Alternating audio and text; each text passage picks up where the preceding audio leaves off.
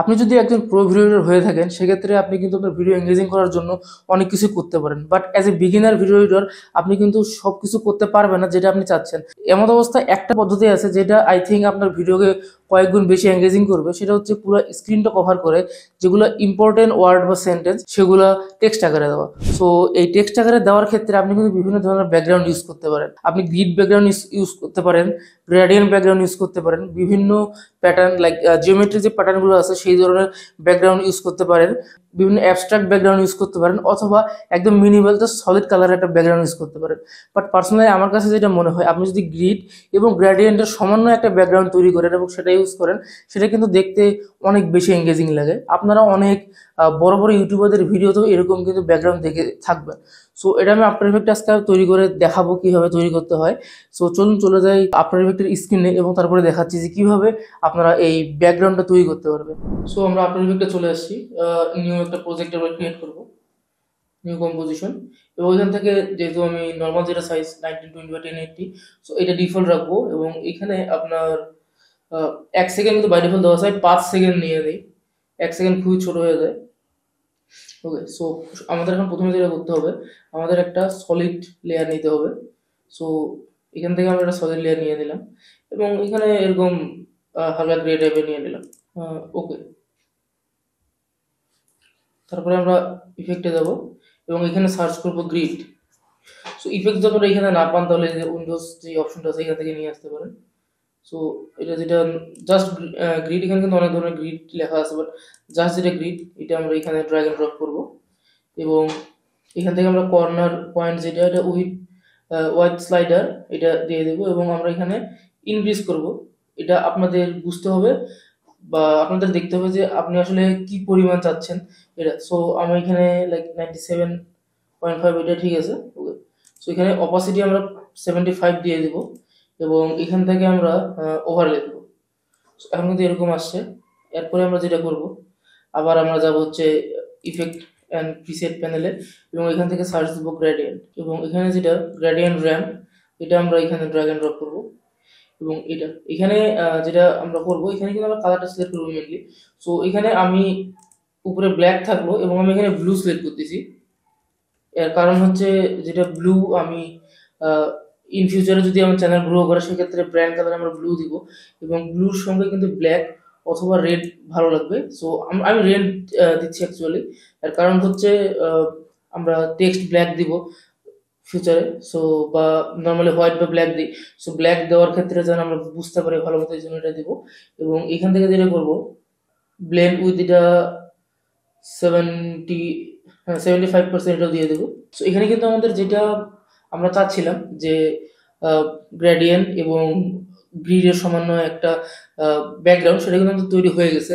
But এটা কিন্তু দেখতে খুবই স্ট্যাটিক লাগতেছে এবং খুব একটা ভালো লাগবে না।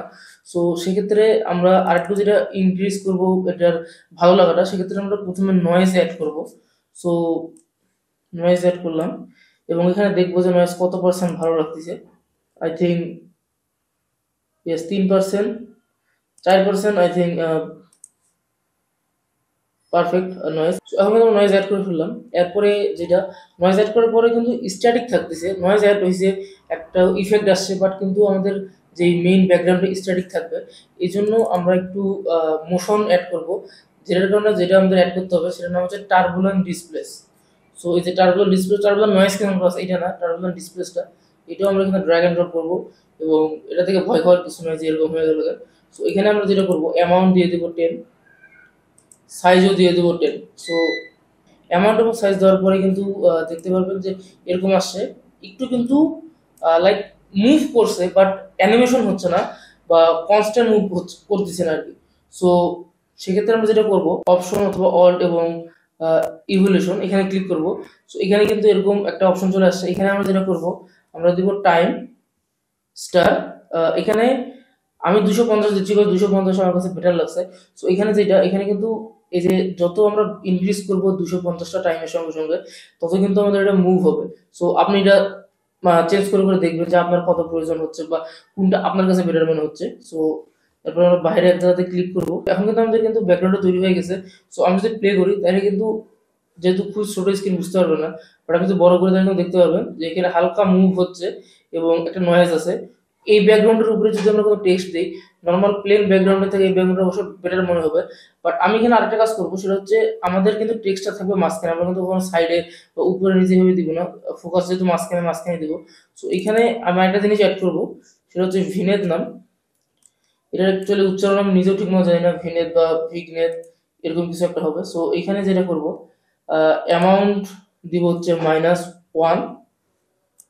-1 দিলে দেখেন একটা কিন্তু এরকম ব্ল্যাক বর্ডার আসে, এবং এখানে ফেদারটা আমরা একটু বাড়াবো আরো স্মুথ করার জন্য। সো 70 আশেপাশে আই থিঙ্ক ফেদার ঠিক আছে।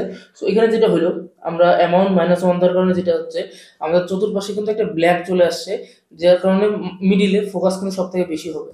সো এই জন্য, এবং ফেদার যেটা, এটা বেশি দেওয়ার কারণে যেটা হচ্ছে স্মুথ হচ্ছে। ফেদার কিন্তু আমরা এখানে 0 দিতে পারি, 0 দিলে আপনি দেখবেন স্মুথ হবে না, এরকম আসবে। সো এই কারণে, সো আমাদের কিন্তু ব্যাকগ্রাউন্ড এখন একদমই তৈরি হয়ে গেছে। তো আমি যেটা প্রথমে বললাম, এটা মনে করেন জাস্ট লিখলাম TSH। এখন আমাদের যে ব্যাকগ্রাউন্ডটা, এটার সামনে কিন্তু এটা দেখতে একটু হলে বেটার মনে হচ্ছে, কিন্তু হোয়াইট কালার দিই। আমি যদি কোনো সাথে ব্যাকগ্রাউন্ডের উপরে জাস্ট টেক্সটটা দিই, খুব একটা কিন্তু ভালো মনে হবে না বা বেটার লাগবে না। সেক্ষেত্রে যদি এরকম একটা আমি ব্যাকগ্রাউন্ডের উপরে টেক্সটটা দিই, সেক্ষেত্রে কিন্তু অনেক বেশি ভালো লাগবে। সো আমার এই ভিডিওটা ছিল বিগিনারদের জন্য। আমি এই চ্যানেলটা যখন প্রথম খুলছিলাম, আমার ইচ্ছা ছিল আমি বিগিনারদের জন্য টিউটোরিয়াল বানাবো, বাট মাঝখানে বেশ কিছু পার্সোনাল কারণে হয় নাই। বাট আমি এখন থেকে আবার রেগুলার বিগিনারদের জন্য টিউটোরিয়াল দিব প্রিমিয়ার প্রো আফটার ইফেক্টের উপরে।